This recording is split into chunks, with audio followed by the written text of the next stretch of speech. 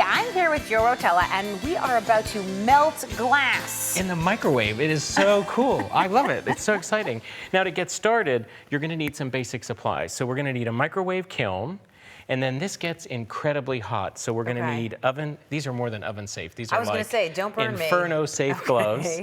And then we have an assortment of glass, and all this glass has the same COE, C-O-E. We'll talk about that a little bit too. Okay, because I have no idea what that is. I'm telling you, I'm going to teach you. Okay, excellent. And a glass cutter and kiln paper. So that's all we need. Okay, I don't even know what kiln paper is either, but I'm ready to learn. Go. So this is our microwave kiln. It's made of a special material that concentrates the microwaves. Inside here we'll get up to 14 to 1600 degrees. Wow. Now it looks like styrofoam to me, but obviously it's not made out of styrofoam. I think it's from space. I don't know how they can do this. It's so cool. Now, you'll notice the kiln lid sits flush here. I have to tell you, I've done glass fusing before, and the kilns I've worked with have been, I mean, enormously large. So this is like microwave size. Yeah, they made it tiny. So we're going to put our piece here, and we want to put a piece of kiln paper first. So if you could cut me a piece of kiln paper, it's going to have to fit inside this circle. We don't want it to overhang the circle at all. And this kiln paper is a consumable. We only use it once. Is that too big? Is it hanging off the edges? I think we're going to be great. Now we get to stack up the glass. So do you want to choose? What happens if it hangs off the edges? Well, it's going to interfere with where the lid sits down. Oh, okay. So that makes sense to me. Because the lid actually doesn't go here. It goes on the inside circle. This will recess inside here. I see. I didn't get that. Okay, cool. So now we're going to pick out some glass. What would you like as your first layer? Okay, so this will be the thing that's at the bottom that you'll see the least. The least. Okay, then I would like to start with maybe a darker color. Like, can I start with this black at the bottom? And let's see if it fits. We want to have about 5/8 of an inch all the way around the edge, and that's going to work just fine. It's inside the kiln paper.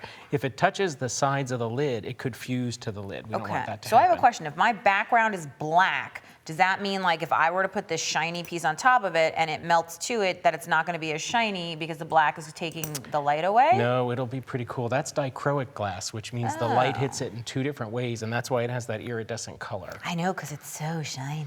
So do you want to put another layer on top, or do you want to put the dichroic? Oh, no. And we have little bits and pieces here. And I love these ones that are cut into circles. So these are obviously translucent, as opposed to some of these things that are more opaque, Now, we need it to fit on your black square, so we're going to have to do some cutting. Figure that out. This is, oh my God, my brain is exploding. And we also have, check this out, this is Millefiori.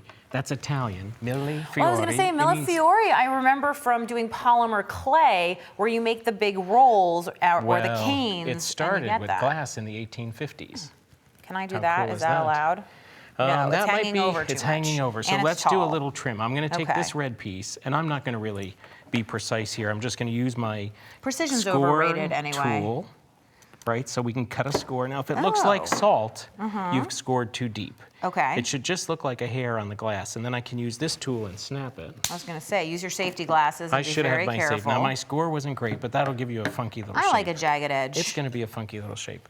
And I'm going to do the same thing on this.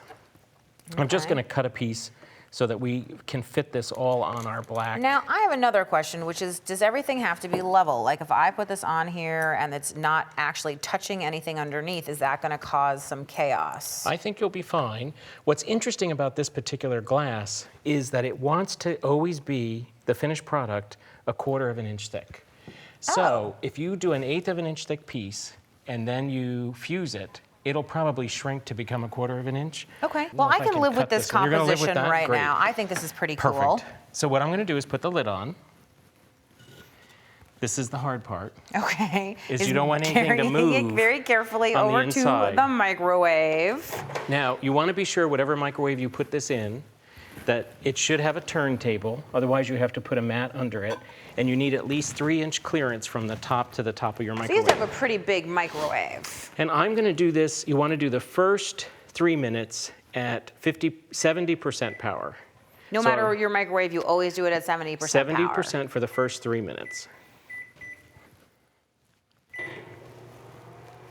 So we're almost done. We're at 20 seconds. Now this is going to be very hot. So we want to put our heat-resistant gloves on. And what we're going to do is check it. Now I doubt it's ready. 3 minutes at 70% is typically not enough, but it's still worth giving it a little peek. So I assume it's better to under-bake it and have to go again than to overdo it. Absolutely. You always want to start at a base and then keep adding. So we're going to just open the microwave. And you don't want to take the whole thing out. All I'm doing is tilting the lid a little bit. And I don't see any red color or anything. The paper has started to turn black. Now we can go typically 30 seconds or a minute more at high power. I'm going to do a minute intervals because I've already tested this microwave. And you want to keep a log for different glass, different microwaves, so that you always have a guide and you're learning each time and you can refer back. This thick took this long, this thick took that long. So when you take it out, what are some things we have to think about? Well, we want to make sure that we have a nice place for it to cool where no one's going to touch it, and a big thick hot pad. I have a piece of cork. Do not let it cool in the microwave. It'll damage your microwave. It has to come out. Once it comes out, do not open the lid because the drastic temperature change from the room to 1600 degrees will crack the glass. Okay. So we have to leave the lid on, although it's so tempting. We can't look until it's cool about an hour later. So let's see where we are now. This is 5 minutes total. So you're checking it, but you're not actually taking the lid off. Oh, look, we're starting to get a bright red. But it's not smooth. I think we're going to need another minute. So we're almost done. It should be bright red, which is somewhere around 1400 degrees. And let's peek. Can you see it? Oh, we're all the way up to a yellow-orange. Open the door a little bit more. So I got to get that lid right back on. Very, very hot. Notice, again, we're cooling it outside the microwave. And if we look in that hole, space around it's bright red. And that's all we can do. Now that has to cool for at least an hour without you peeking. Oh man, I want to peek. I want to peek. But look at our finished piece that I did earlier today.